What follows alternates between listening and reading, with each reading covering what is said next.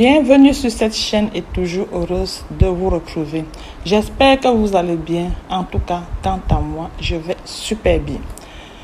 Alors, ce n'est plus un secret de polichinelle quand on veut immigrer au Canada. On sait plus ou moins à quoi s'attendre. On investit de son temps et de son argent. Ça prend des coûts. Il faut surtout être patient et endurant. Il y a pas mal de personnes qui se posent la question de savoir combien coûte un projet d'immigration. Cette vidéo va donc répondre à toutes vos inquiétudes. J'ai essayé comme ça de recenser les différents éléments de façon chiffrée, financer cette procédure. Une chose à savoir est que les dépenses se font par étapes en fonction de l'évolution de la procédure. La procédure d'immigration est une courbe croissante. Plus la procédure avance dans les étapes, plus tu vas dépenser de l'argent. Avant toute chose que tu dois savoir, les dépenses se font par étapes. Ce n'est pas une somme que tu dois dépenser d'un coup. Et au fur et à mesure que la procédure évolue, tu auras des frais de traitement et des dépenses qui vont se générer. Donc, ce n'est pas une somme d'argent que tu dois avoir d'un coup sur toi. Alors, dans cette vidéo, j'ai pris en compte que tu as déjà ton passeport. Donc, je n'ai pas inclus les frais de passeport parce qu'ils sont spécifiques et variés selon chaque pays. Avant de commencer ta procédure d'immigration, tu dois passer ton test de langue en français ou en anglais. Les coûts varient d'un centre à un autre, même dans le même pays. Les montants que je donne sont approximatifs pour que tu aies tout simplement une idée de combien ça peut te coûter. Les tests en français, le TEF ou le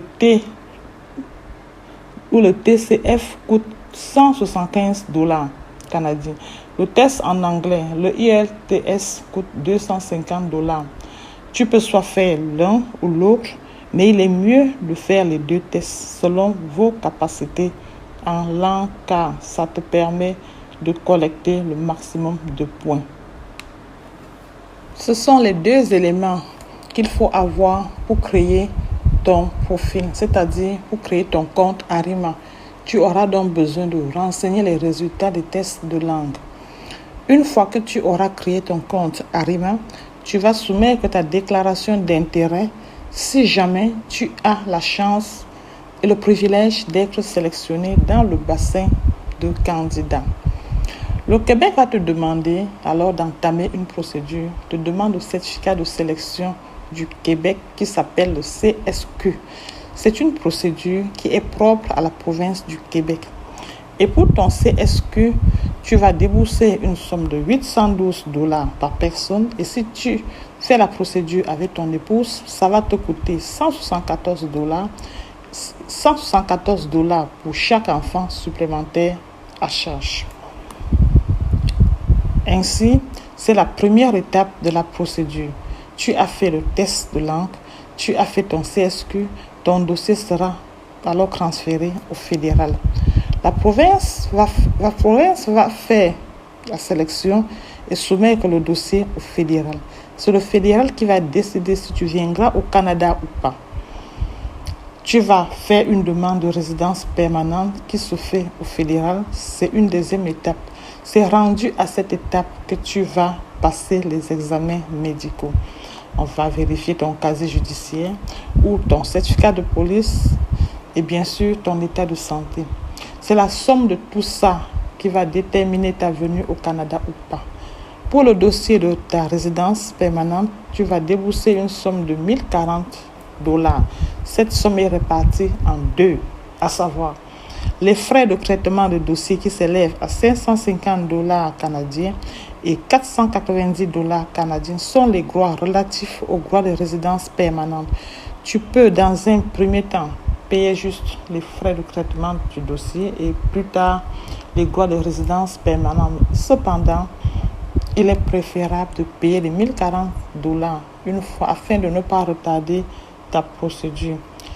Et si tu fais la procédure avec ton épouse, tu vas devoir payer une rondelette somme de 2080 $, c'est-à-dire 1040 $ pour toi et 1040 $ pour ton épouse. Et pour chaque enfant à charge dans la procédure, une somme de 150 $. À cette étape, donc, le fédéral va te demander d'aller passer des examens médicaux. Et ça va dépendre de chaque clinique, car les frais sont variés d'une clinique à une autre. Il faudra, mais globalement, prévoir environ $250 comme frais d'examen pour toi, ton épouse et tes enfants. Et là encore, tu vas juste faire la multiplication. Et pour immigrer au Canada, tu as déjà ton passeport. Tu vas passer les tests de langue française, test de langue français, prévoir environ $175. Le test de langue anglais, $250. Faire ta demande de CSQ qui va te coûter $812. Et si tu as une épouse, $174. Enfant à charge, $174 multiplié par le nombre d'enfants. Une fois que tu as fini avec la province du Québec, le CSQ, tu passes au fédéral. Le fédéral, ça te coûte $1040 pour les frais de résidence permanente. Et puis, pour ton épouse, $1040. Et pour chaque enfant à charge, $150.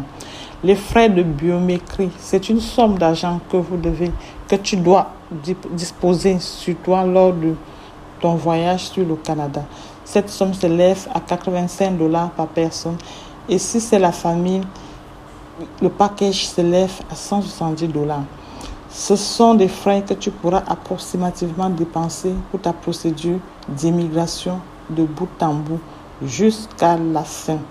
Il y a également ce qu'on appelle les frais de subsistance. Quand tu vas arriver au Canada, le gouvernement va te demander d'avoir un certain montant sur toi parce que le gouvernement estime que tu auras